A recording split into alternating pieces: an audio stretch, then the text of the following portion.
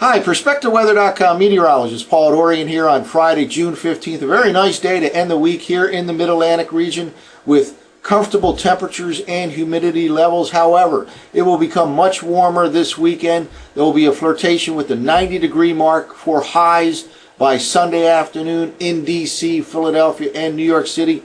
Also a noticeable increase in humidity by the latter part of the weekend. And then intense heat and humidity is quite likely on Monday in D.C., Philadelphia, New York City. High temperatures on Monday afternoon, probably in the 95 to 100 degree range, the hottest day of the year so far. The good news is that intense heat will peak on Monday, turns a little bit less hot on Tuesday, and then more pleasant by Wednesday. By the middle of next week, we'll be back in the 80s for highs in the I-95 corridor. Let's start off by looking at the U.S. surface map right now. First of all, high pressure in control over the northeastern quadrant.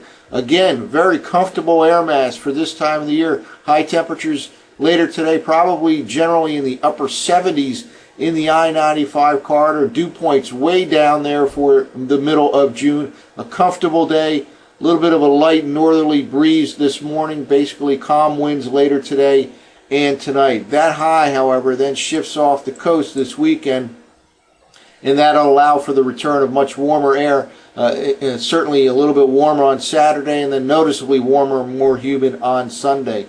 Meanwhile, way down here on the southwestern edge of the surface map, the remains of what at one time was Bud, Hurricane Bud. Bud is now Tropical Storm Bud, and it is sending a lot of moisture into the southwestern U.S.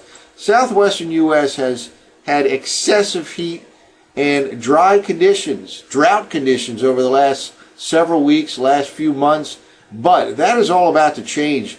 With this increase in humidity throughout the Southwest from the remains of Bud, it really sets off a pattern change, and it looks like they'll be much wetter and also cooler over the next several weeks, so that should certainly alleviate some of those excessive drought conditions that are currently being experienced in the southwestern U.S. Some severe weather possible today up across the northern plains, and the hot weather in the center part of the nation will expand east and certainly reach the East Coast by Monday.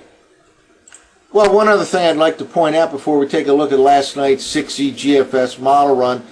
By looking at the water vapor imagery right now from the GOES 13 satellite system, we can see an area of moisture right down here in the Western Caribbean. I wanted to point that out because what will happen over the next few days is this will continue to move to the north and west and really head towards eastern Texas, western Louisiana, right in this region right here, with some significant rainfall probably during the early next week time period. This may or may not become a named tropical system, but whether it does or not, heavy rainfall is likely in eastern Texas and Louisiana by the latter part of the weekend or the early part of next week, as this area of convection slides over warm waters of the Gulf of Mexico right towards the Texas-Louisiana border region. Again, by the early part of next week, some heavy rainfall in this region of the country.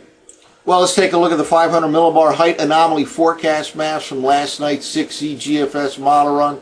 GFS is the global forecast system, the main synoptic scale model put out by NOAA. These are 6-hour increments, maps available from tropicaltidbits.com. We start off with upper level low over the northeastern part of the country and a very pleasant air mass for this time of the year. However, notice the ridging out here over the upper part of the Midwest.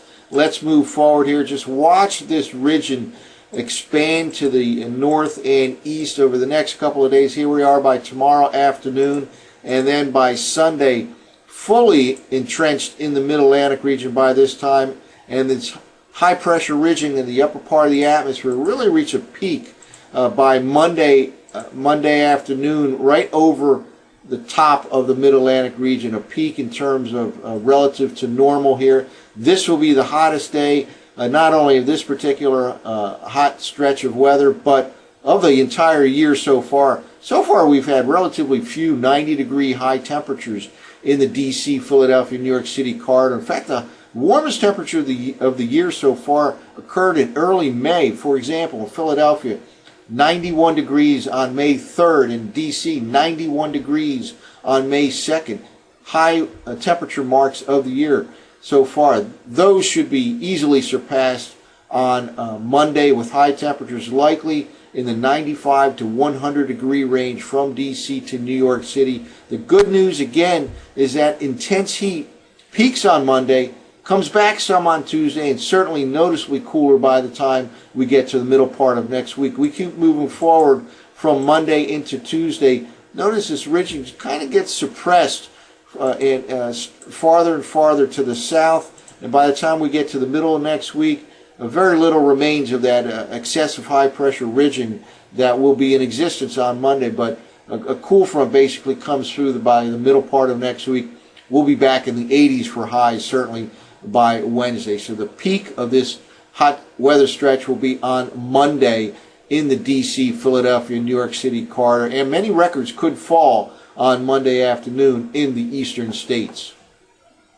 Well, now let's take a look at the surface forecast maps from the 6E GFS model run, starting off with Friday morning. High pressure in control, a nice air mass. Let's move forward here, and that high pressure remains in control as we begin the weekend. Certainly it looks like a rain-free day with plenty of sunshine on Saturday. Probably add 5 or 7 degrees or so to the high temperatures, from the upper 70s this afternoon to the lower 80s tomorrow afternoon. And then that high pressure shifts off the coast by the middle part of the weekend, the latter part of the weekend, and will become very warm on Sunday. A noticeable increase in humidity. High temperatures probably flirting with the 90-degree mark in D.C., Philadelphia, New York City by Sunday afternoon. Cannot completely rule out an isolated shower or thunderstorm, especially north of the Mason-Dixon line later Sunday night. That's really as that a warm front kind of rides from west to east.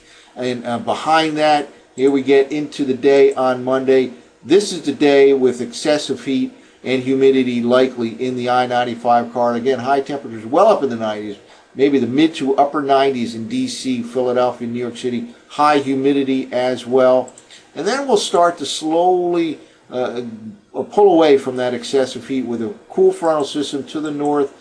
Certainly an increasing chance for showers and thunderstorms on Tuesday and Wednesday, as well as a cool front starts to slide slowly south and east during the Tuesday-Wednesday time frame. Still could reach 90 degrees in parts of the I-95 corridor on Tuesday, perhaps even into the low 90s, but again, not quite as intense as Monday. And then by the time Wednesday morning rolls around, that cool frontal system should be south of the D.C., Philadelphia, New York City metro regions, and probably high temperatures back in the 80s on Wednesday afternoon. So again, a much warmer weekend will envelop here in the I-95 corridor.